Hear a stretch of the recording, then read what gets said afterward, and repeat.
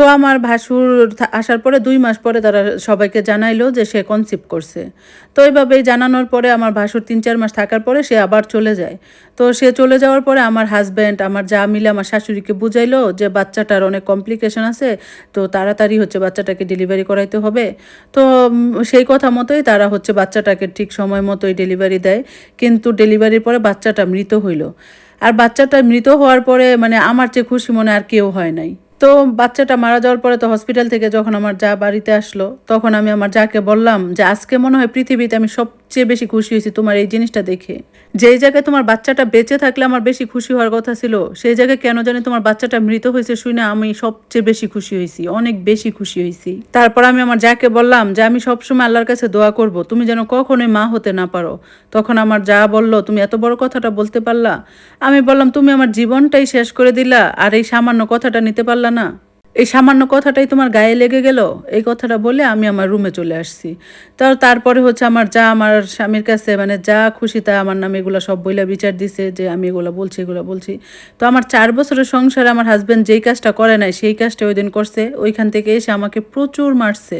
তো ওইদিন মার খাওয়ার পরে আমি হচ্ছে রাগে দুঃখে আমি একদম আমার বাপের বাড়ি চলে যাই। তো আমি আমার বাপের বাড়ি চলে যাওয়ার মানে ৩-৪ ঘন্টার মধ্যে আমার হাসব্যান্ড হচ্ছে আমার বাপের বাড়ি চলে আসে ভয়ে যে যদি আমি আবার সবাইকে সবকিছু বলে দেই। তো আমি বাড়িতে যাওয়ার পরে তো সবাই আমাকে দেখে বুঝছে যে আমাকে সে মারছে। কারণ আমার গালে-টালে একদম দাগ-টাগ হয়ে রইছে, ফুলে রইছে। তো সে ওইখানে গিয়ে সবার কাছে একদম মাপ চাইছে। আমার ভাইয়ের কাছে, মায়ের কাছে, সবার কাছে মাপ-টাপ চাইয়া তো তার ভুল স্বীকার করে বলে যে আমাকে নিয়ে আসবে। তো তখন আমার ভাই বলে যে, "আচ্ছা ঠিক আছে, নিয়ে যাইও। তো আজকে রাতটা থাকো, কালকে যাইও।" তো যাই হোক পরে আমার ফ্যামিলি আরকি আমাকে বুঝায়-টুজায় পাঠায় দিল। মানে আমাদের সব মধ্যবিত্ত ফ্যামিলিদের যা হয় আরকি। মানে ছেলেদের কোনো দোষ নাই, জামাইদের কোনো দোষ নাই। যা দোষ হয় সব মেয়েদের। তো আমি শ্বশুরবাড়িতে গেলাম। যাওয়ার পরে হচ্ছে আমার জায়ের বাড়ি থেকে আবার লোক আসছে আমার জাকে নিয়ে যাইতে যে এত বড় একটা ঘটনা হইছে, মন-টনও ভালো না। তো বাড়িতে গেলে কিছুদিন ভালো লাগবে। তো আমার যা হচ্ছে ১ম এ যাইতে চায় না। পরে আমার শাশুড়ি সবাই বুঝায় যে, "যাও, এত বড় একটা ঘটনা হইছে, বাড়িতে কিছুদিন থাইকা আসলে তো তোমার মনটা ভালো লাগবে।" তো সবার বুঝানোর পরে অবশেষে উনি যাইতে রাজি হয়, উনি চলে যায়। তো আমার যা হচ্ছে উনার বাড়িতে গিয়ে প্রায় ৩ মাসের মতো থাকে। এই ৩ মাস আবার আমার হাসব্যান্ডের সাথে আমার সম্পর্ক অনেক ভালো। সে তখন আমাকে আবোল-তাবোল বুঝায় যে সে ভুলটা বুঝতে পারছে। বাচ্চাটা এমন হওয়ার পরে সে তার ভুলটা বুঝতে পারছে। সে আর কখনো তার সাথে কোনো সম্পর্ক করবে না। সে ভালো হয়ে যাবে। এই সে আবোল-তাবোল বুঝাইতে থাকে।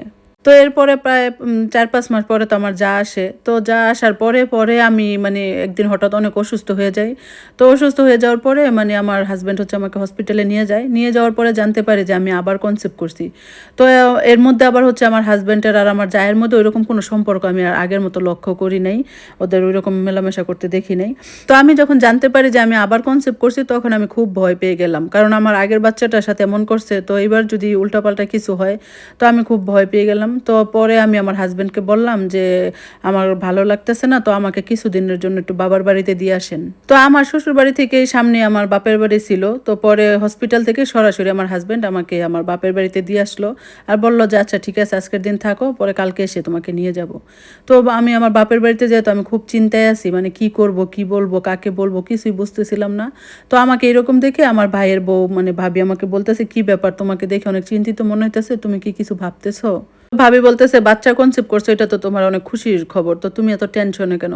তো পরে আমি ভাবিকে সবকিছু না বলে জাস্ট একটু বুঝাইলাম যে, "ভাবি দেখো আমার যা হচ্ছে তার তো এত বছর হইছে বিয়ে হইছে। তার বাচ্চা-কাচ্চা হয় নাই। তো আমার আগে বাচ্চা হোক এটা সে কোনোভাবে মেনে নিতে পারবে না।"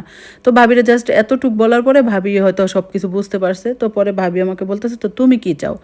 পরে আমি বললাম যে, "আমি এতটুকুই চাই যে মানে আমার বাচ্চাটা হওয়ার আগ পর্যন্ত মানে তোমার যদি কোনো প্রবলেম না থাকে, তুমি যদি ভাইয়াকে আর মাকে বুঝাও যে আমি যদি এই বাড়িতে থাকতে পারি, তো বাচ্চাটা হওয়া পর্যন্ত আমি এইখানেই থাকতে চাই।" তো আমার ভাবিও খুব ভালো মানুষ ছিলেন। আমার ভাবি অনেক চেষ্টা করে আমার ভাইকে, মাকে রাজি করায়। পরে তারাও রাজি হয়। কিন্তু আমার হাসব্যান্ড হচ্ছে আমাকে এখানে থাকতে দিবে না।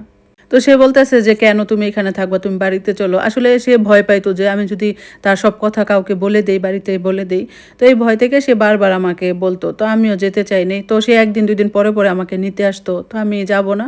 তো পরে ফাইনালি আমি তাকে বললাম যে, "দেখো আমার ১ম বাচ্চাটা যখন নষ্ট হয়ে যায় তখন কিন্তু ডাক্তার বারবার বলছিল যে মেডিসিন দিয়ে নষ্ট করা হইছে। তো এটা কি আমার তো মনে হয় যে তোমার ভাই-বউ এটা নষ্ট করছে।" তো পরে আমার হাসব্যান্ড ওইটা তখন বুঝতে পারছে। তো পরে আমি বললাম যে, "তো এটার কি গ্যারান্টি আছে যে সে এইটাও নষ্ট করবে না?" তখন আমার হাসব্যান্ড বুঝতে পারছে। তারপর সে বলে যে, "আচ্ছা ঠিক আছে তাহলে থাকো।" তো পরে সে বাড়িতে গিয়ে মানে তার ভাই-বউকে প্রচুর রাগারাগি করে চাপ দেয়। চাপ দেওয়ার পরে তার ভাই-বউ স্বীকার করে যে হ্যাঁ, ওই বাচ্চাটা সে নষ্ট করছে। আমার যা হচ্ছে খাবারের সাথে মেডিসিন দিয়ে আমার আগের বাচ্চাটা নষ্ট করে দিছে। তো তারপর আমার হাসব্যান্ড আর আমাকে যাওয়ার জন্য কোনো জোর-টোর করে নাই। তো আমার শাশুড়ি অনেক ভালো মানুষ ছিলেন। উনিও আমাকে এরকম কিছু বলেন নাই। উনি মাঝে, মাঝে আসতো, আইসা আমাকে দেখে-টেখে চইলা যাইত। তো যাই হোক আলহামদুলিল্লাহ আল্লাহর রহমতে আমার পরে একটা বাচ্চা হয়। আমার একটা ছেলে সন্তান হইছে। তো বাচ্চা হয়ে যাওয়ার পরে মানে ৪০ দিন যখন হয়ে গেছে, তো এখন তো আমার শাশুড়ি বারবার আসতেছে আমাকে নিতে। যে আমার নাতি হয়ে গেছে, এখন তো আমার বাড়িতে যাবে। এখন এইখানে কেন থাকবে? তো এখন আমি মানে কিভাবে তাদেরকে থামাবো? এখন আমি কি বলব? মানে এখন তো আমার নতুন আরেক ঝামেলায় পড়লাম। তো আমি হচ্ছে এই কথা সেই কথা নানান কথা বইলা ঘুরাই-টুরাইয়া প্রায় ৯-১০ মাসের মতো এই বাড়িতে থাকি। যাইতাম মানে দিনের বেলা শ্বশুরবাড়িতে যাইতাম, আবার রাতের বেলা আমি চলে আসতাম। মানে ঘুইরা, ঘুইরা চলে আসতাম, ঐরকম থাকতাম না। মানে বলতাম যে, "বাচ্চা অনেক জ্বালায়, ওর নানুকে ছাড়া থাকতে পারে না, ওর নানুকে অনেক জ্বালায়।" তো এই করতে, করতে আমি মোটামুটি ২ বছরের মতোই আমার বাপের বাড়িতে থাকি। তো এখন তো আমার বাচ্চার হচ্ছে সামনে ১ বছরের জন্মদিন হবে। তো এখন আমার বাসুরেরও বলতেছে, উনি অনেকদিন হইছে গেছে। উনি বলতেছে উনি দেশে আসবে, এসে আমার ছেলের জন্মদিন পালন করবে বড় করে। তো এর মধ্যে বলতেছে যে তারা হচ্ছে আমার হাসব্যান্ডকেও নাকি এবার বিদেশ নিয়ে যাবে। তো এখন তো আমার আরো টেনশন ঢুকছে। কারণ ওই মহিলা এমনিতেই আমাকে দেখতে পারে না। তার মধ্যে আমার হাসব্যান্ড যদি চলে যায় তাহলে তো ওই মহিলা আমাকে মেরেই ফেলবে। তো আমি তো নতুন করে আবার টেনশনে পড়ে গেলাম।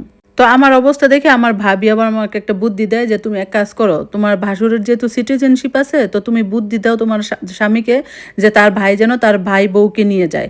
মানে তোমাকে নিয়ে যায় কি করবে? তুমি বাংলাদেশে যা আর্নিং করতেছো, তুমি আলহামদুলিল্লাহ ভালো আছো, এই দিয়েই তোমার চলবে। তো সে তোমার যাকে যেন নিয়ে যায়।" তো আমি ভাবলাম যে এতদিনই যায় নাই, এখন আমার কথা শুনবে, আমার কথা শুইনা যাবে। তো যাই হোক তারপরেও বাড়িতে গেলাম। যাওয়ার পরে আমার হাসব্যান্ড আমাকে বলতেছে যে, "দেখো, তুমি তো বললে বিশ্বাস করবে না যে আমার ভাবির সাথে আমার সম্পর্ক নাই। তো এইজন্য আমি হচ্ছে এখন বিদেশ চলে যাইতেছি যে এখন অন্ততপক্ষে তুমি বুঝবা যে আমার ভাবির সাথে আমার কোনো সম্পর্ক নাই।" তো ওই মুহূর্তে হচ্ছে ভাবির কথাটা আমার মাথায় চলে আসছে যে এইটাই সুযোগ ভাবির কথাটা বলি। তো তখন হচ্ছে আমি উনাকে বললাম যে, "দেখেন আপনি যদি এটা প্রমাণই করতে চান তাহলে এক কাজ করেন। আপনি আপনার ভাইকে বলেন যে আপনার ভাবিকে সাথে নিয়ে যাইতে। আপনার ভাবিকে নিয়ে তারা হাসব্যান্ড ওয়াইফ একসাথে থাকুক। আমি আর আপনার দেশে একসাথে থাকি।" তো তারপর আমার হাসব্যান্ড বলল যে, "আচ্ছা ঠিক আছে।"